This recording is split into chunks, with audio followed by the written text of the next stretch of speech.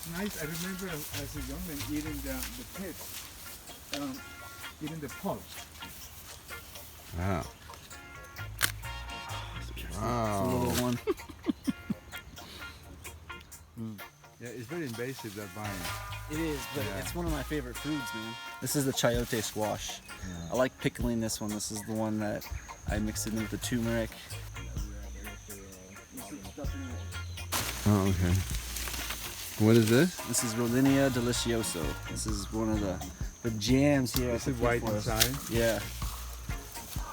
Ooh, it's like soursop. Oh, but texture. way better. Really? Yeah. Here for you.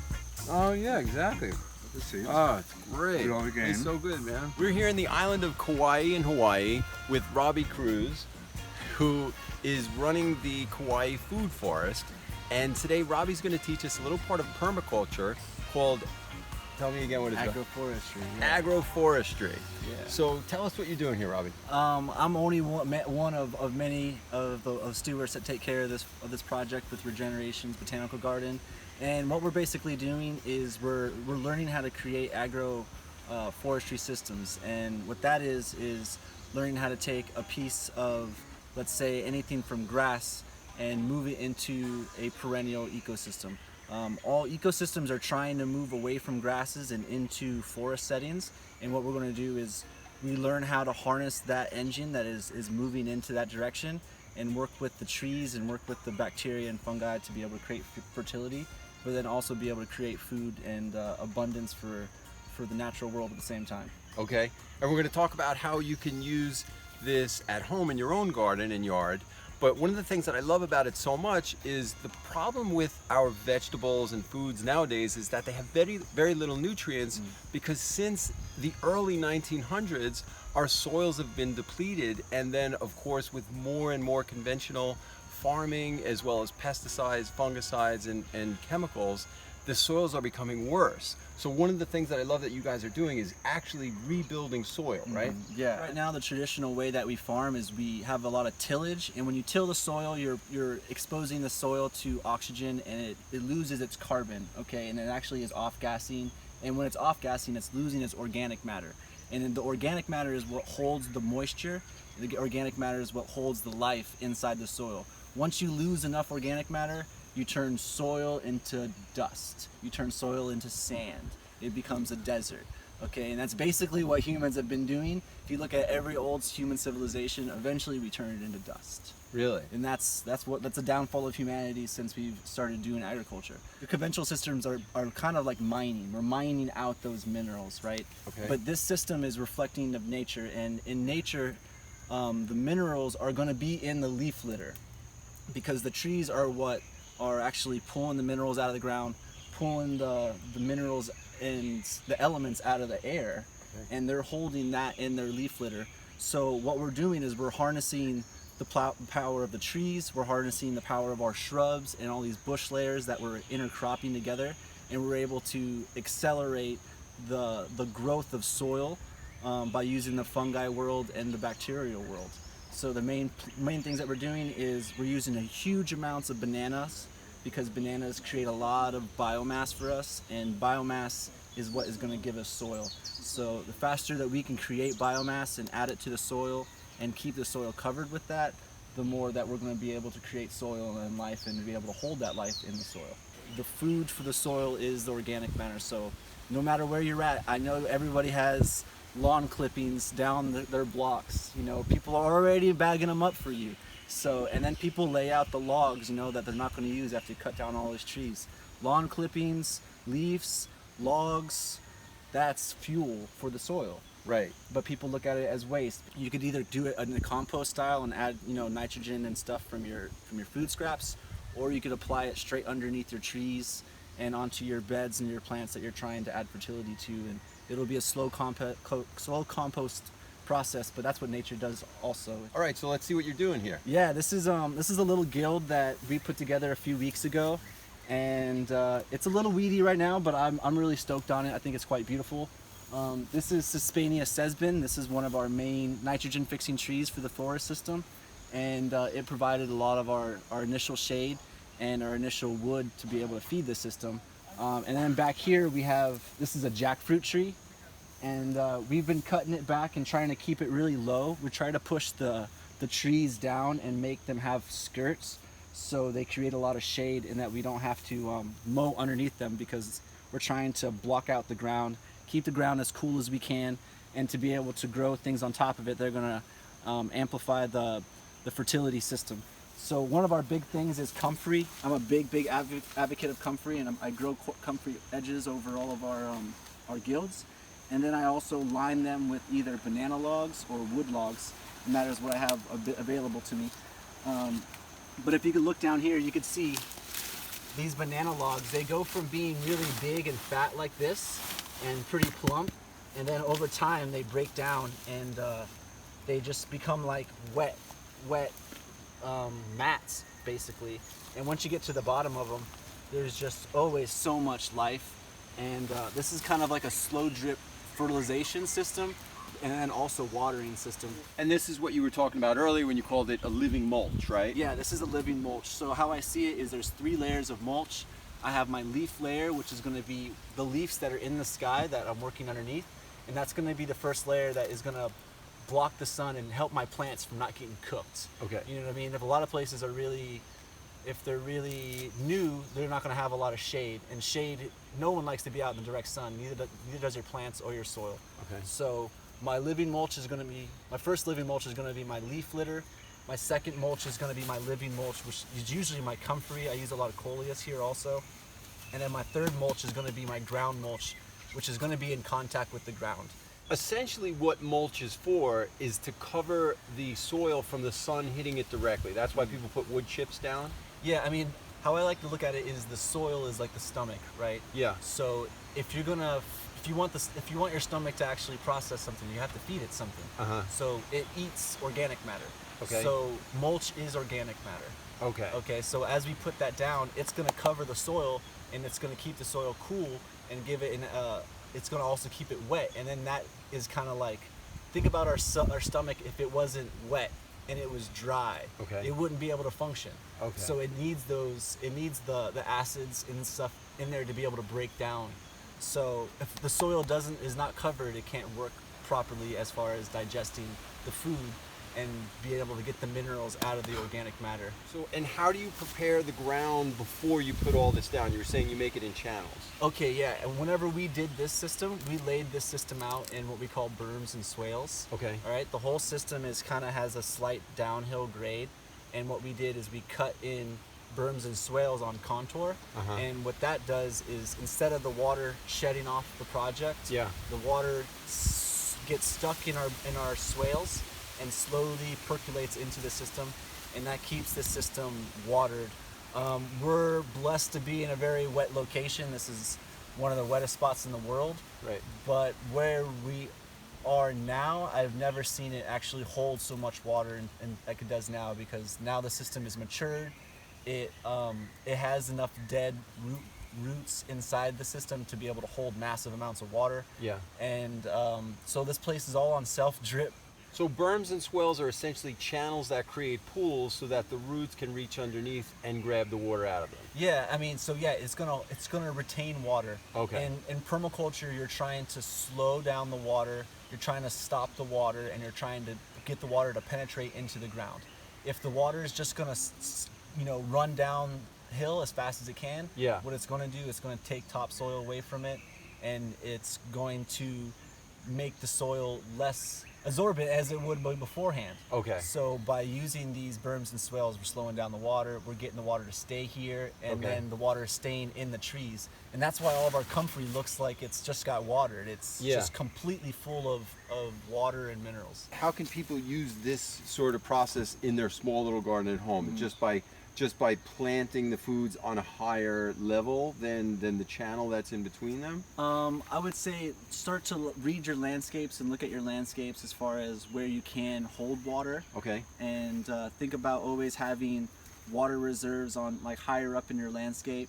Okay. And then also just catching water and being able to use it in a later time. Okay. And then there's also a technique that is very popular in permaculture, and I've seen it work really well here in the tropics, and that's a system called hugelkultur. Uh-huh. And that is basically digging trenches and putting in your logs. Okay. And burying logs, and then what happens is all that that organic matter is going to hold water and hold nutrients. Okay. And over time, your trees and plants and crops will be able to access that water and not dry out during the drier times. So you don't have to irrigate as much.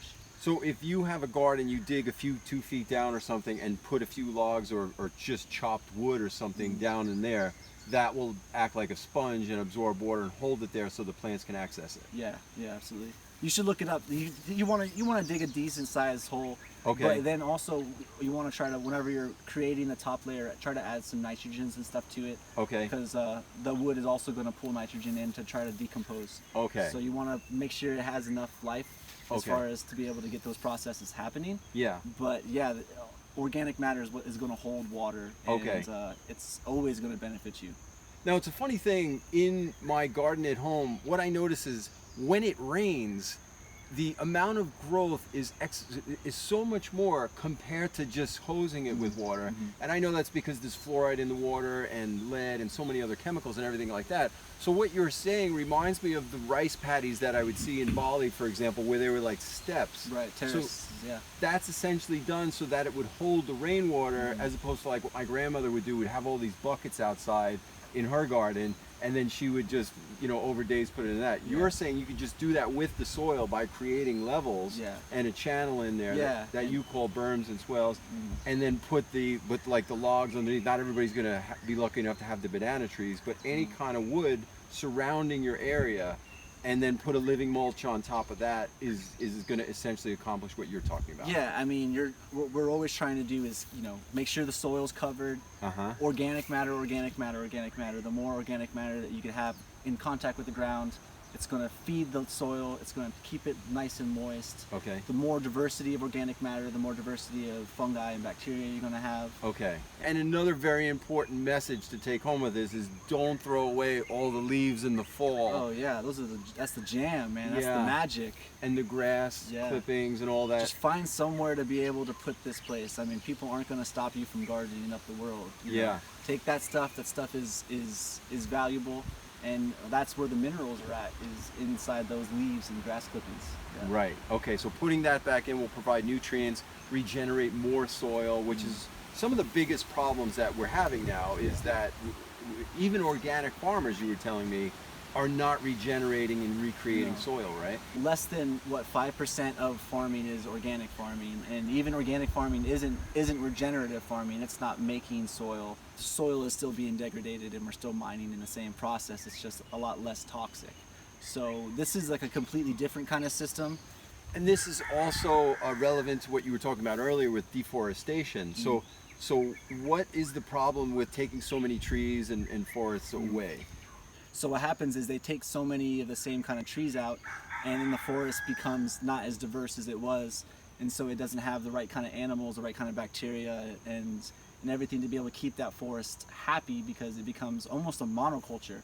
And then when that happens, the watersheds start to kind of break down, because the forests are what hold the watersheds together. They hold the water in their leaves to create, you know, clouds, and hold the water in their roots to be able to hold the rivers together and the river banks together. So you know how it is, humans just want to eat it all up, and we need to be able to look at forests as something more than just timber, and look at them as, if we could learn how to actually farm them, then they become valuable to humans, because it's going to feed them. And also, it is like you said earlier, when you take away the forest, you have two things. Tell us about that. If you take apart the forest, you're either going to get drought or flooding. It's either going to go, the water is just going to run right off the surface of the land, because it's not going to be able to, you know, get sucked up into the leaf litter that would be the forest floor, because that's where the magic's at. The magic's on the forest floor. And then if you take away the forest, the ground is not going to be able to hold the moisture, and you're going to get drought, because, like I was saying, the trees are going to call in the rain. The trees are going to actually call in the clouds as the trees let go of the water from in themselves. They make clouds. Right. And so if you do take all the trees out, you cut down your rainfall. Right. And then you don't even have the reservoir to be able to hold the rain when it does rain. Okay. And the other great thing about what you're talking about with regard to composting, even if it's just leaves and grass clippings and stuff like that, is it takes it out of the dump where essentially nothing's happened because it's layered in plastics and so many other things, and puts it into your garden where you can have life there. Even if you're not growing anything, I suggest that to people, is just keep the soil living there. Tell us the name of your YouTube channel, first of all, for people who want to learn more about Yeah, I'm here to help try to push the good word of agroforestry. And when you're in Kauai, you give classes on Saturdays and Thursdays? Yeah, right? we have a work group on Saturdays. We start from 8:30 to 5, and we're able to teach people as they come and work with us, and then we're also able to hand out lots of propagation material, so people who could take this forest with them in the physical and then also in the educational, so they could like reproduce it in other places around the island and islands. And this is also a non-profit food bank, right? Yeah. Or seed bank, rather. Yep. Yeah, this is ran by Regeneration's nonprofit by my good friend and mentor Paul Massey. Okay. And he also hosts a seed exchange that we do here, and then a seed bank. And the Kauai Food Forest is a living seed bank. We're able to grow out lots of different things and see how they do here, and if they pass our inspections, we're able to hand them out to the community via seed exchanges. Beautiful. Yeah. Okay, and this is called the Kauai Food Forestry. Yes. So if you'd like to donate, even a small amount helps with the seed bank, and to continue. And if you're in Kauai, come and check out Rob and see what we can learn here. Yeah. So let's go around and check out some of the rest of the farm. Yeah, this guy is jam. How long did it take these to grow? 3 months. Let's see if this guy's ready. Oh, yeah, it might be ready. And you eat the sap. The seeds. These are breadfruit. This is a big time staple crop of the Pacific. They say one of the foods that could definitely help put a big dent in world hunger. Just take one of these guys, and there's going to be a big seed inside. And this is one before? No, this is a Rollinia. This is The one we ate. This is one we ate. Yeah. Yeah. This guy's, you kind of can see what the skin looks like on the bottom of it. Yeah. But so here's some turmeric right here. So this guy's in here.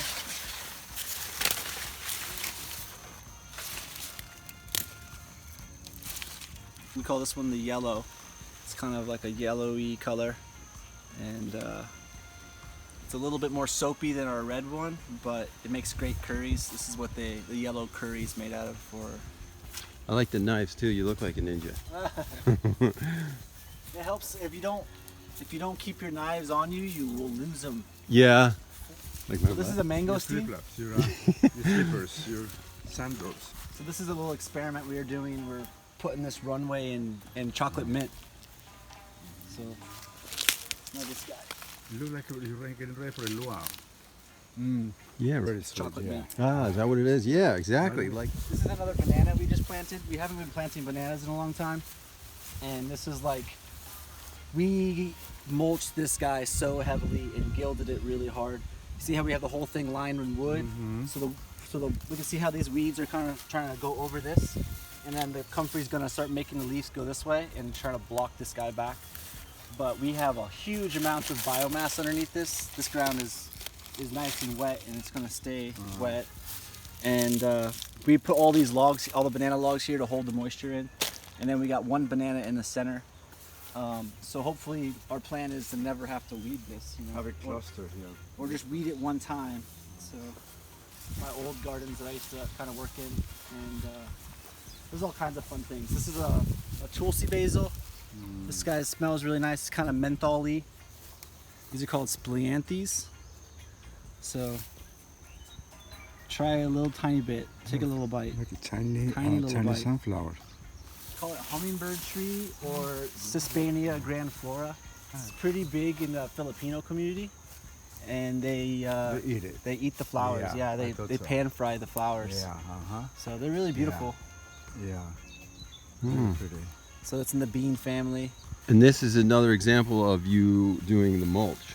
Yeah, this is our gilding process. So you see how we cleaned it all out, and we planted a yam in here. And these yams are crazy. They could get anywhere between like 40 to 140 pounds. So this is an avocado tree, and if you look inside here, it's basically molded to climb. It's a perfect tree that you could just scale right up. And that's how you get the avocado. Yeah, we just climb up there and pull them down. This guy should be ready pretty soon. So this is the Durian. I think she's one of the better looking durians on the island, but I could be kind of biased. Check out the undergrowth of this leaf. It's basically like gold leaf. And they call this the king of fruit. One of the most expensive and one of the most sought after fruits in the world. And the tree is just absolutely gorgeous. It's really slow growing, but she's coming along happy. This place is nice and wet for her. She's definitely digging it. So we have a little patch here of moringa. We have about, I think maybe five different kinds. And they're from the extension agent, trying some different varieties and seeing what works. Everybody knows about moringa these days, super mineral dense. So how we were talking about the berms and swales earlier, this is a good example of water kind of staying in the system. The system is designed to retain water, and these berms, this is called our berm. The berm is actually what is going to be raised out of the ground. This is called the basin, and this is called the swale, and is in the center. And the swale is where the water is going to be stored. You see how that's just nice and wet for me? And it stays like that majority of the year now. And this is going to slowly feed the water to the trees that are going to be downhill. And with this kind of water retention, we could actually restore rivers and restore watersheds. So this is a papaya tree, nice and low growing one. And usually you wait till the papaya is about 1/3 the way ready. And this guy is about 3/4 of the way ready. So that is perfect ripeness. So this is edible hibiscus, or also called bele, and also called Tongan spinach. Very edible, perennial green. So the way you start is by just outlining out what you want with logs or with wood, banana trees. And then see, this looks like a big mess, and essentially what you're doing is just trying to cover the soil so weeds can't grow in, and you choose what you're putting in. Yeah, we're trying to, we scratch out everything that we don't want, and then we have to put in what we do want, and just try to keep it all covered with mulch so we can start digesting the minerals and start putting that back into the soil. So thanks so much for showing us everything, Robby. Oh man, my pleasure. My pleasure. It's really important to be able to get this out there. Well, when you're in Kauai, come check out Robby at the Kauai Food Forest, and tell us your handle once again. The permaninja and hashtag Kauai Food Forest. You can see what the projects looked like over the succession of the last 6 years. Cool. And I'll have all the links down below in the info box. So I hope this has been helpful for you. And for more videos on health and wellness related to mind, body, spirit, and the environment, come check out theartofunity.com. Good luck with this.